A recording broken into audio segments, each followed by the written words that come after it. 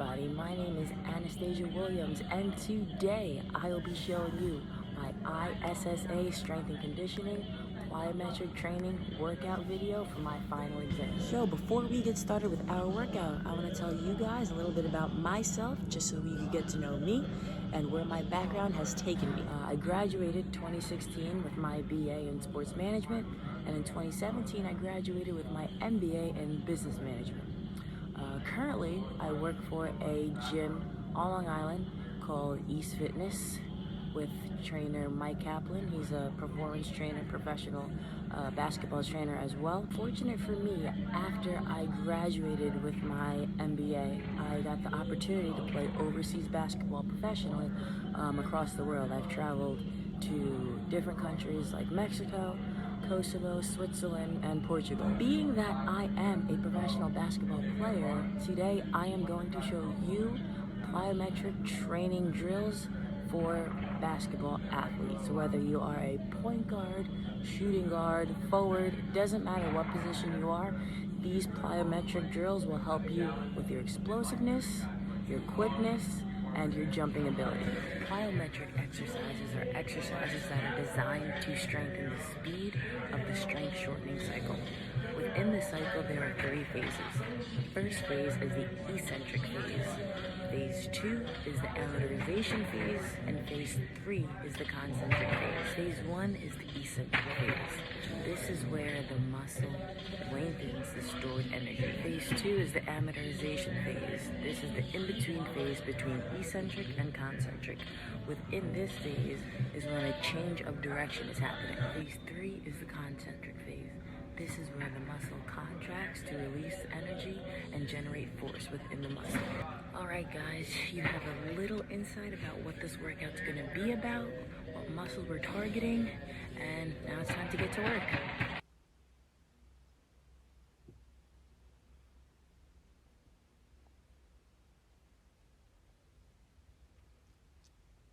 Alright, so I normally like to start my warm-ups with a light jog, usually around 2 to 5 minutes, just to get my heart rate pumping, get the blood flowing, to get myself started for my workout.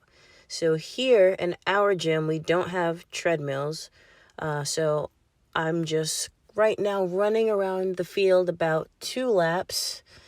Here I'm speeding it up so we don't have to look at the whole entire thing. But if you do have a treadmill, running on that at a medium level, around level 5, a couple minutes, will do the exact same thing as any run on an open field. So here for this warm-up, we're going for height with our skips. So I'm driving my knee up with every step. I'm driving up with my opposite arm to opposite leg. And I'm ending with a back pedal. Notice how I'm sitting low. My arms are swaying side to side, keeping it tight. Long strides all the way back to the beginning. Next, we have knee drives.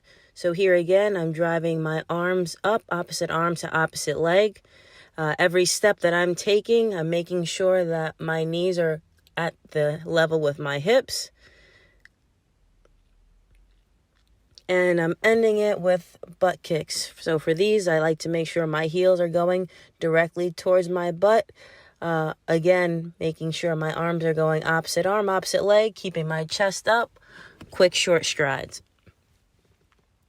So here with our lunges, I'm taking a few steps in between. Doesn't have to be one right after the other. With every step, I'm reaching my arms up above my head just to get an extra stretch in there as well with my arms, since we are also going to be using our arms with our plyometric exercise as well. So with Frankenstein walks, here you want to get your opposite leg to your opposite hand, making sure you're bringing your leg to your hand, not dropping your hands to your legs. So here we are stretching out the hamstring with every step, having a nice base.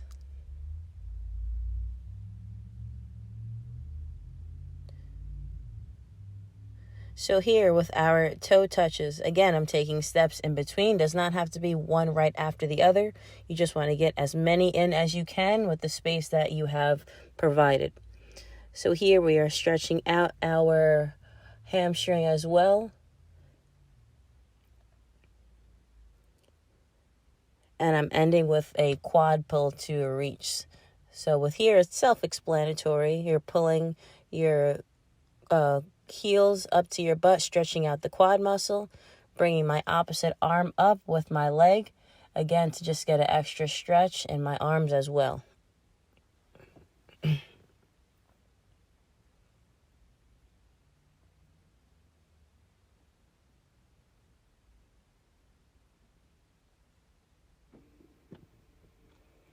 So here I'm ending my warm-up with a Spider-Man stretch. So with here, you want to start in a push-up position, bringing your left leg up to your left hand, holding it for a second, going back to a push-up position, and then doing the same thing on the other side, bringing your right leg to your right hand.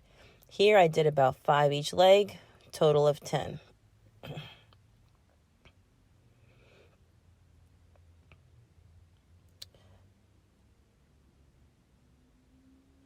So now with that being said, we are going to get started with our plyometric workout. To begin, I'm starting with depth drops. So here, I'm stepping off the box. I'm not jumping off.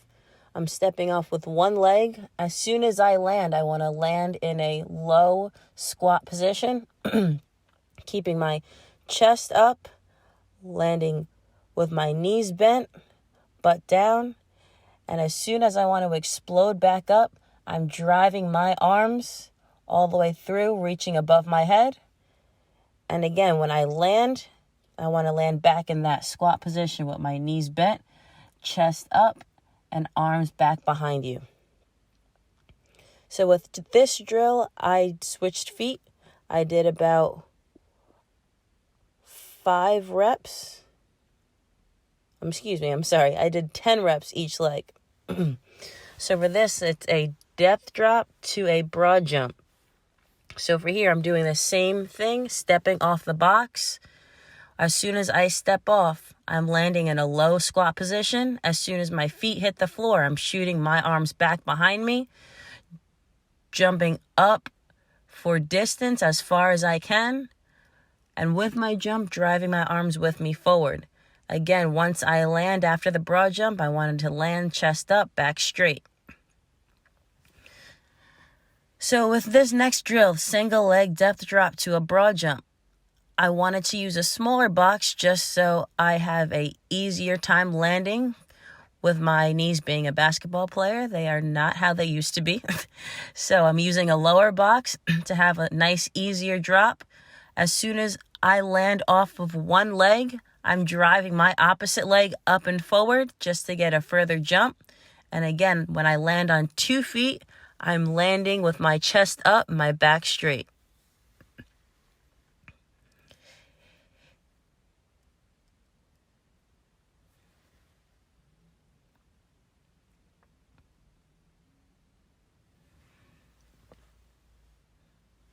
For this next workout, I am using dumbbells, using more explosive workout exercises for this next set. With my step up, I'm making sure every step I take, my chest is up, and I'm driving my opposite foot back behind me. So we're going step up to a reverse lunge. Next one, this is a step up with a jump. With this weight, it was about 25 pounds, I believe. So every time I'm stepping up on to the bench, I'm exploding up off of my opposite leg, driving my knee up, and keeping my chest up every single time with every step. With this drill, make sure the dumbbell is not too heavy so you are able to still have the correct form, keeping your chest up. Sometimes when the weight is a little too heavy, athletes tend to round their back with heavier weight. So just make sure you keep your chest up the whole time. If you need to drop to a lighter weight, that is no problem as long as you have the correct form.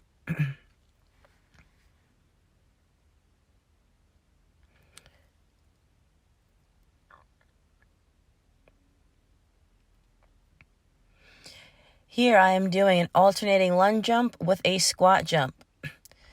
So again, I'm making sure my chest is up with every lunge that I'm taking. I want to get my knee low to the ground as I can, exploding up when I end on 2 feet to jump up and land on the box. Once you land on the box, make sure you are landing low with a low base and absorb contact once you're landing on the box as well. Do not stick the landing with stiff knees. You want to land on the box lightly, absorbing the contact so you don't have many knee problems as you're going through these exercises.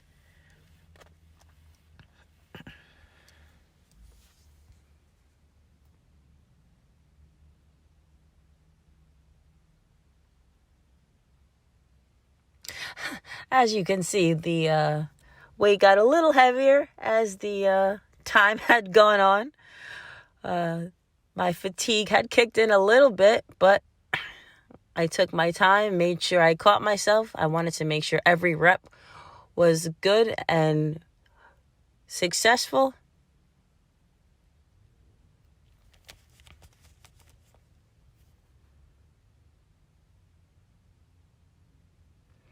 My next one, I have a box jump using body weight only, no weight.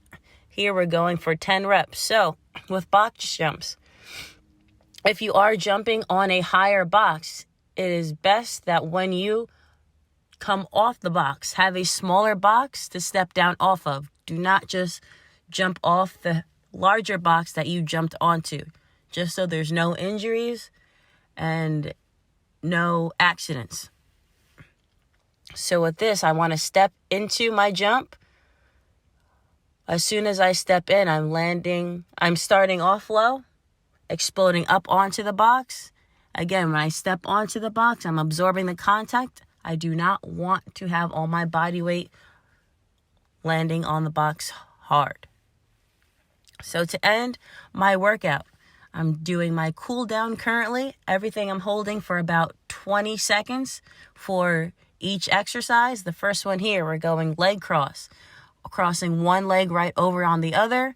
I want to make sure my knees are not bent. We're keeping our legs straight, trying to reach down, touching your toes. If you can go past your toes, that's great too. Second one here, we have downward dog into a calf stretch. So here you want to walk out and push up position, bringing your butt up to the ceiling. You want to lean all your weight onto one leg to stretch out that calf, holding it for about 20 seconds, and doing the same thing on the other side, switching legs, moving your weight off to the second leg, holding it again for around 20 seconds.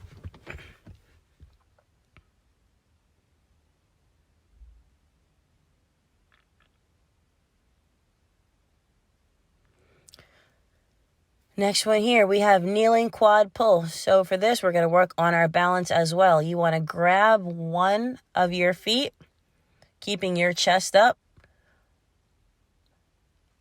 The leg that you are pulling, you're stretching out that quad.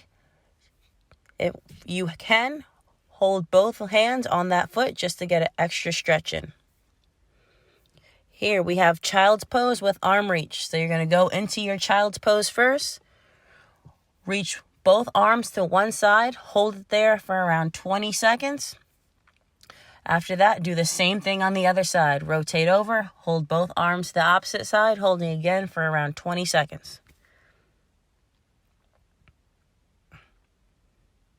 Next here, we have seated leg pull. You're going to lay flat on the ground, bringing one of your legs into your chest. I like to hold my leg underneath my knee, between the crease of the lower leg and my thigh, just to make sure I don't have any injuries when I'm pulling in. And next we have the lying figure 4 glute stretch. So after that workout, you want to stretch your glutes out really well. You're crossing one leg over the other.